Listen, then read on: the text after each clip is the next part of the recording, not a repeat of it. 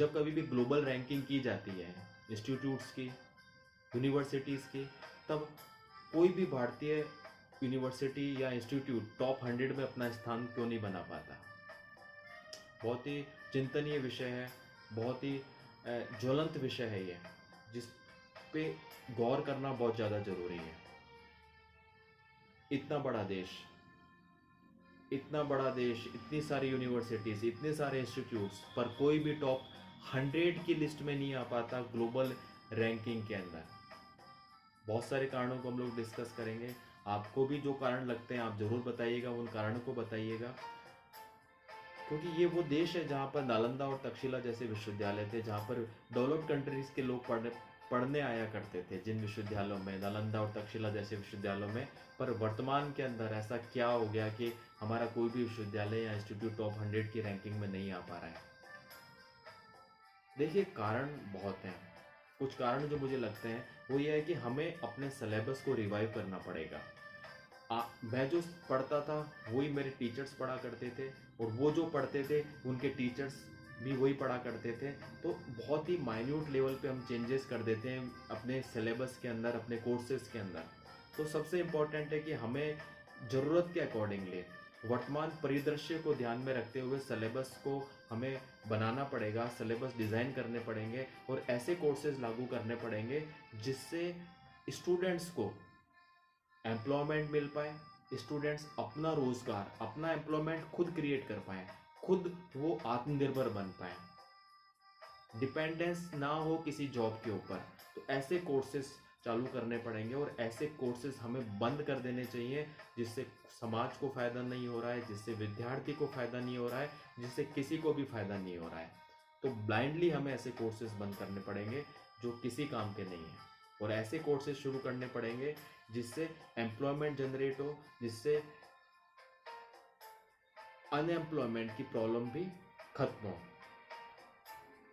इसके अलावा एक बहुत ही बड़ा कारण जो मुझे लगता है कि भारतीय विश्वविद्यालयों में, भारतीय जो इंडियन यूनिवर्सिटीज़ हैं, इसमें जो वाइस चांसलर का जो अपॉइंटमेंट होता है, जो कुलपति का जो अपॉइंटमेंट होता है, ये इसमें किसी भी प्रकार का पॉलिटिकल इंटरफेरेंस नहीं होना चाहिए। कुलपति का जो पद है बहुत ही गरिमापूर्ण पद होता है, और कुलपति ऐसे होने चाहिए जो कि वहाँ उस विश्वविद्यालय के छात्रों के लिए और शिक्षक के लिए एक आदर्श हो।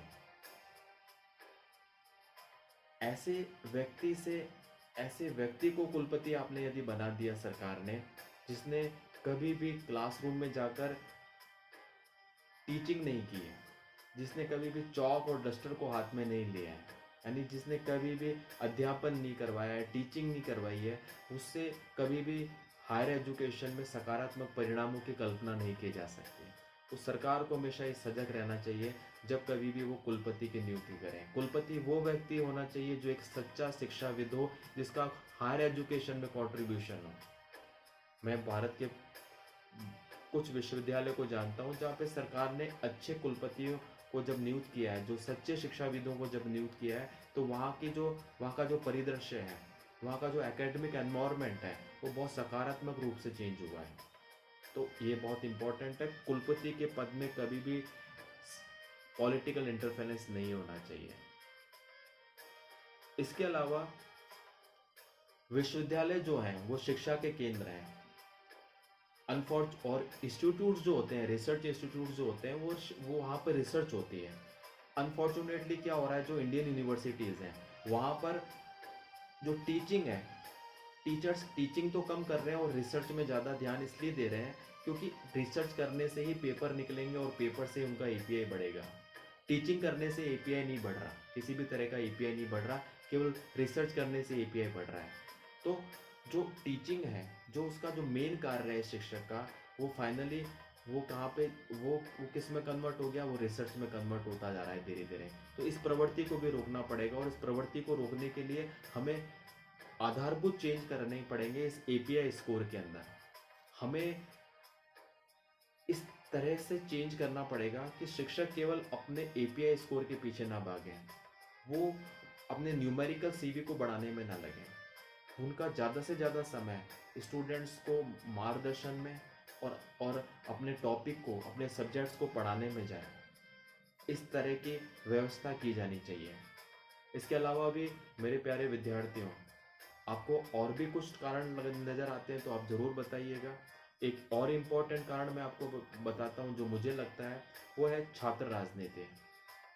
राजनीतिक, ये जो राजनीति हो रही है, ये जो पॉलिटिक्स होती है, इसका इंटरफेरेंस विश्वविद्यालयों में बढ़ता जा रहा है, जो कि बहुत ही दुर्भाग्यपूर्ण है।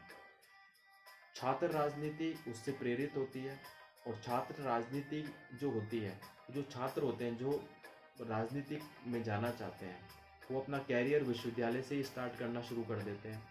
इससे भी माहौल बहुत ज़्यादा बिगड़ जाता है, एकेडमिक एटमॉस्फेयर बिगड़ जाता है। तो वास्तव में विश्वविद्यालय में जो छात्र नेता वो बने जिसका, जो कि एकेडमिकली स्ट्रांग हो, यानी चुनाव से नहीं, उनके चुनाव नहीं होने चाहिए।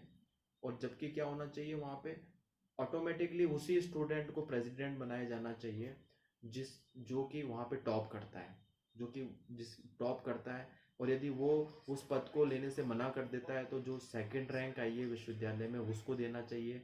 वो मना करता है तो थर्ड से बात करनी चाहिए। तो इससे क्या होगा, एकेडमिक एटमॉस्फेयर भी बदलेगा और स्टूडेंट्स का पढ़ाई की तरफ मन लगेगा। स्टूडेंट्स यदि एकेडमिक्स की तरफ समर्पित होंगे तो विश्वविद्यालय का माहौल ठीक होगा, और विश्वविद्यालय का माहौल ठीक होगा तो हमारी भारतीय यूनिवर्सिटीज़ जो है, इंडियन यूनिवर्सिटीज़ और इंस्टीट्यूट्स 100% टॉप 100 के लिस्ट में, ग्लोबल रैंकिंग लिस्ट में ज़रूर आ पाएंगे। क्योंकि कैम्ब्रिज और ऑक्सफोर्ड जैसी यूनिवर्सिटीज़ इसलिए अच्छी नहीं है क्योंकि वहाँ पर बहुत अच्छा फर्श है, वहाँ पर बहुत अच्छा पेंट किया हुआ है, इसलिए अच्छी नहीं है। वो इसलिए अच्छी है क्योंकि वहाँ का एकेडमिक एटमॉस्फेयर अच्छा है। तो कुछ भी नहीं करना है हमें टॉप 100 में आने के लिए, हमें अपना एकेडमिक स्टैंडर्ड को ऊंचा करना पड़ेगा। और ऊंचा कैसे करना पड़ेगा, इसका चिंतन करना पड़ेगा। मैंने जो आपको कारण बताए हैं वो कारण तो है ही, आप भी मुझे कुछ कारण बताइएगा। मिलकर हम लोग वास्तव में तक्षशिला और नालंदा जैसे विश्वविद्यालयों को पुनर्स्थापित करते हैं अपने भारत के अंदर, अपने इस देश के अंदर। Thank you very much.